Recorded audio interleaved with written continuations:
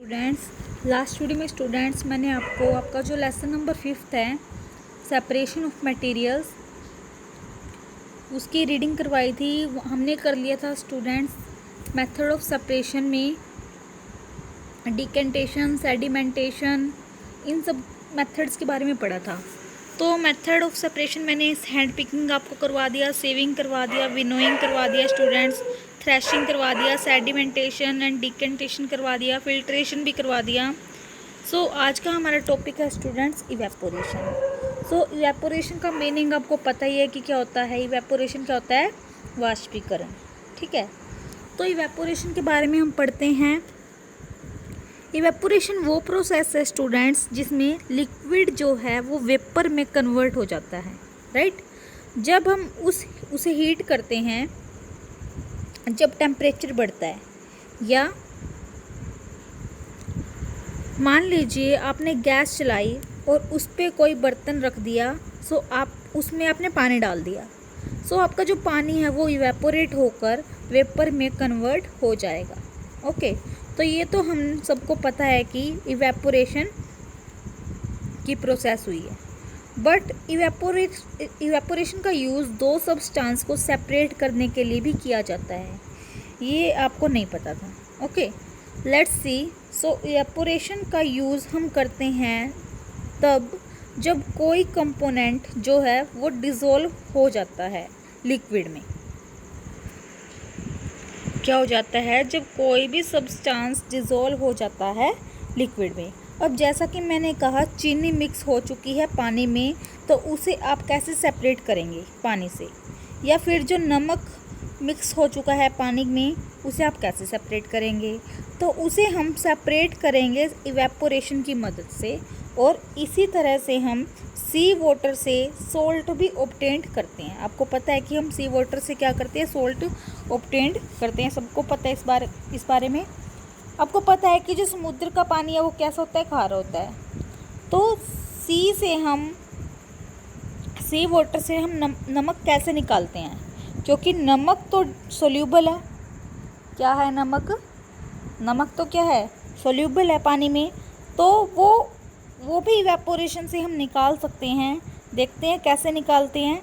तो हम क्या करते हैं, जो सी वाटर है वो उसके क्या बना देते हैं, वहाँ पे शैलो पिट्स बना देते हैं, मीन्स गड्ढे बना देते हैं। और इस तरह से शैलो पिट्स बना लेते हैं, तो इसको ऐसे ही रहने देते हैं। तो जो धूप पड़ेगी पानी में, मीन्स जो गड्ढे है, गड्ढे के अंदर क्या है? पानी है।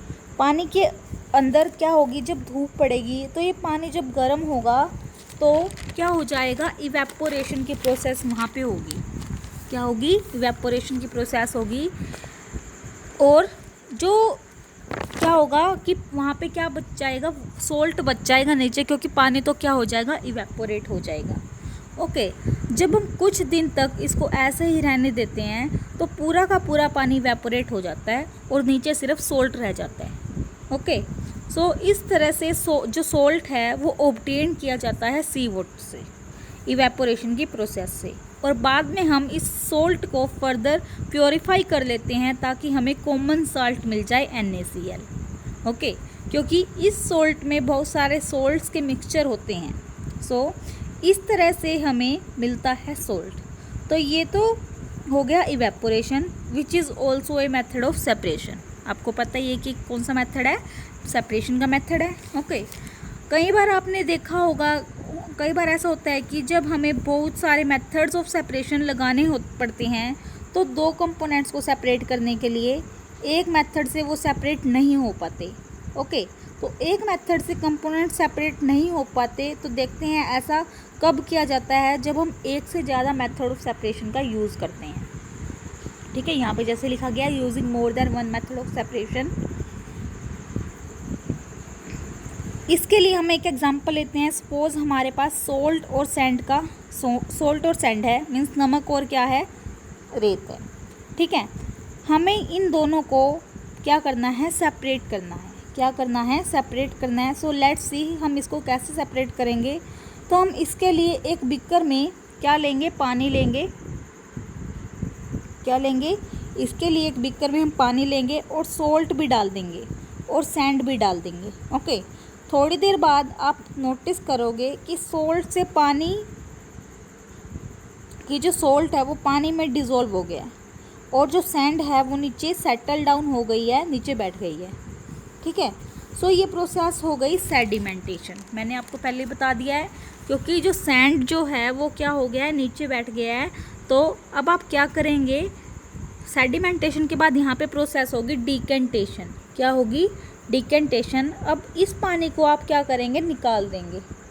इस पानी को क्या करेंगे, निकाल देंगे। और फिर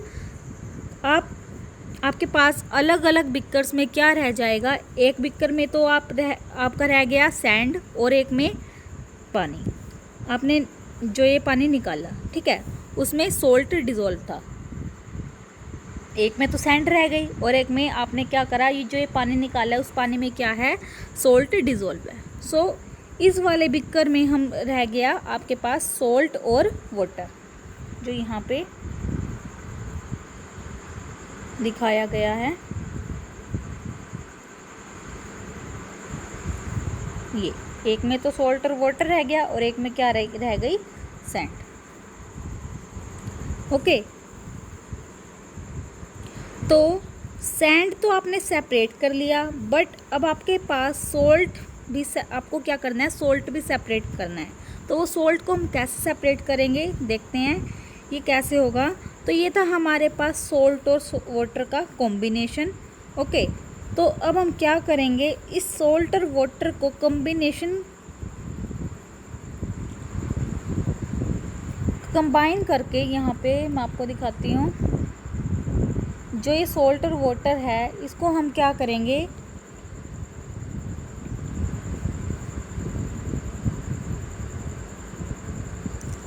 कॉम्बिनेशन करेंगे, एक कैटल में डाल देंगे। ठीक है, अब हम इस वाटर को क्या करेंगे, कैटल में डाल देंगे। ओके, और नीचे से उसको हीट करेंगे, प्रोवाइड करेंगे, यानी कि गैस को ऑन कर देंगे। तो जैसे जैसे टेम्परेचर बढ़ेगा, इसमें जो पानी प्रेजेंट है वो इवेपोरेट हो जाएगा, वेपर बनेगा और वेपर बन के वो ऊपर उठेगा। ओके, तो यहाँ हमने क्या रखा है, यहाँ पे एक मेटल की प्लेट रखी है। आप यहाँ पे देख पा रहे हो, यहाँ पे क्या रखी है, जिसमें क्या लिख रखे हैं, आइस क्यूब्स। ये देखिए यहाँ पे क्या है, ये मेटल की एक प्लेट है ये, और इसमें क्या है, ये आइस क्यूब्स है, मीन्स बर्फ़ है। इसके ऊपर हमने बर्फ़ रखी हुई है। सो इस मेटल प्लेट का जो टेम्परेचर है वो बहुत ही कम है। तो जब वेपर्स उठेंगे और ये एकदम से क्या हो जाएंगे, कूल हो जाएंगे, क्योंकि इसके कांटेक्ट में आने से ये एकदम कूल हो जाएंगे। तो क्या होगा, तब वहाँ पे कौन सी प्रोसेस होगी, कंडेंसेशन। तो कंडेंसेशन क्या होती है, जब वेपर्स लिक्विड में कन्वर्ट हो जाते हैं तो क्या होगा, ये लिक्विड्स बन के वापस आ जाएंगे, प्योर वाटर हमें यहाँ मिल जाएगा। और ये पानी जो सारा यहाँ से इवेपोरेट हो रहा है, ये इवेपोरेट हो जाएगा और एंड में यहाँ क्या रह जाएगा, सोल्ट। तो हमने सोल्ट और वाटर को अलग अलग कर दिया। सो आई होप कि आप समझ गए होंगे जो मैं आपको समझाना चाहती हूँ, कि जो सारा पानी है वो इवेपोरेट हो जाएगा इस मेटल प्लेट से, और ऊपर हमने क्या रख रखे हैं, आइस क्यूब्स रख रखे हैं। उससे टच होते ही ये सारे वेपर्स पानी में कन्वर्ट हो जाएंगे, मीन्स लिक्विड में कन्वर्ट हो जाएंगे, और सिर्फ सोल्ट बच जाएगा। ठीक है, तो यहाँ पे क्या आ जाएगा, पानी। सो हमने सोल्ट और वाटर को भी सेपरेट कर दिया। ओके, सो ये तो था हमारे पास मिक्सचर, जिसमें सोल्ट, सैंड और वाटर को हमने लिया था। ये देखिए यहाँ पे क्या है, तो हमने क्या लिया था, सोल्ट, सैंड और वाटर को लिया था। तो हमने सैंड को सेपरेट कर दिया था, किस प्रोसेस से, सेडिमेंटेशन एंड डिकेंटेशन से, राइट। और जो सोल्ट और वाटर वाला पानी बच गया, उसे हमने सेपरेट किया था इवेपोरेशन और कंडेंसेशन से, राइट। सो लेट्स सी एक और बात की, जो इवेपोरेशन और कंडेंसेशन क्या होती है, कि जो यहाँ पे इवेपोरेशन है और कंडेंसेशन है, एक बार और बताती हूँ मैं आपको क्या होती है। जब लिक्विड जो है वेपर्स में कन्वर्ट हो जाता है, और ये कब होता है, जब लिक्विड का टेम्परेचर बढ़ाया जाता है, यानी कि जब हम लिक्विड को गर्म करेंगे तो वो वेपर्स बन जाएगा, ठीक है, वेपर में चेंज हो जाएगा और इवेपोरेट हो जाएगा।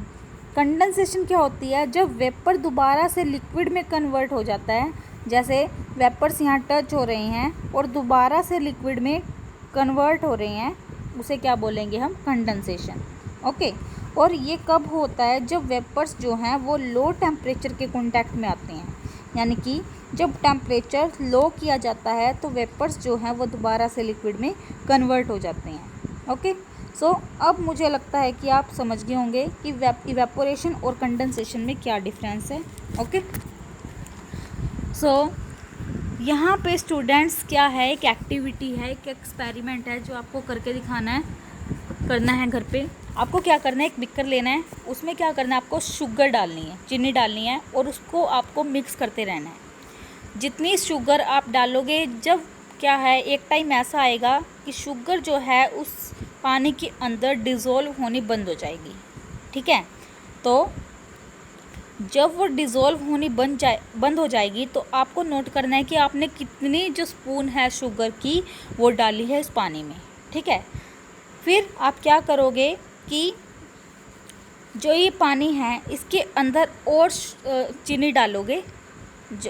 ये पानी जो घुल गया है, सॉरी चीनी घुल गई है, इसके अंदर और क्या करोगे आप, दोबारा से फिर चीनी डालोगे। आपको देखना है कि वो कब तक घुलती जा रही है, लेकिन जो एक टाइम ऐसा आ जाएगा जब चीनी क्या है नीचे बैठ जाएगी, वो घुलनी बंद हो जाएगी।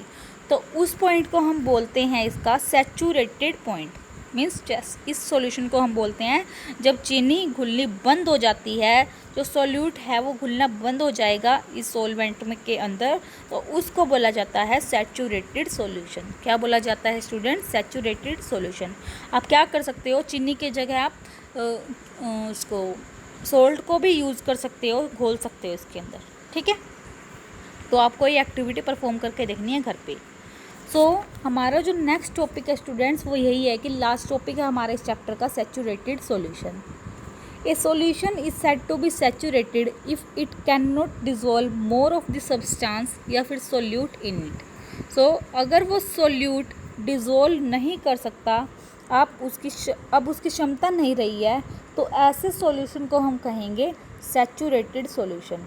लेकिन यू विल नोटिस, अगर आप उसी सॉल्यूशन को जिसमें पानी है, आपने चीनी घोली है, अगर आप उसको हीट करेंगे, मीन्स थोड़ा गर्म करेंगे, तो उसके बाद अगर चीनी घोलने की कोशिश करेंगे तो आप और सॉल्यूट इसमें डिज़ोल्व कर पाएंगे। मीन्स कि जब आप उसको उस सॉल्यूशन को हीट प्रोवाइड करोगे तो आप उसमें और चीनी घोल सकते हो या फिर और कोई सॉल्यूट भी घोल सकते हो।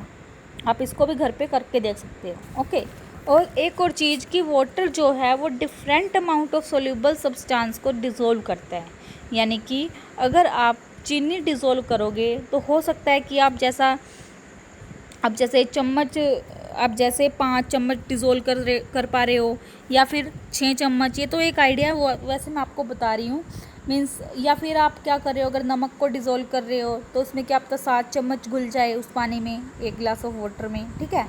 तो सेम अमाउंट ऑफ वाटर आपको क्या करना है, यूज़ करना है, अगर आप चीनी घोल रहे हो तब भी और जब आप नमक घोल रहे हो तब भी। Okay, this is just an idea, आप इसे करके देख सकते हो। ओके, तो अलग अलग सॉल्यूट जो है वो तो उसकी अलग अलग अमाउंट ऑफ वाटर की कैपेसिटी होती है डिज़ोल्व करने की, सॉल्यूट को डिज़ोल्व करने की। ओके, तो ये तो था हमारा सैचुरेटेड सॉल्यूशन। आगे दिया गया है आपके बुक के अंदर स्टूडेंट सोल्यूबिलिटी भी क्या है कि कितने अमाउंट ऑफ वाटर डिज़ोल्व हो रहा है 100 ग्राम ऑफ सॉल्वेंट में। तो ये क्या है, इसकी डेफिनेशन बताती हूँ मैं आपको।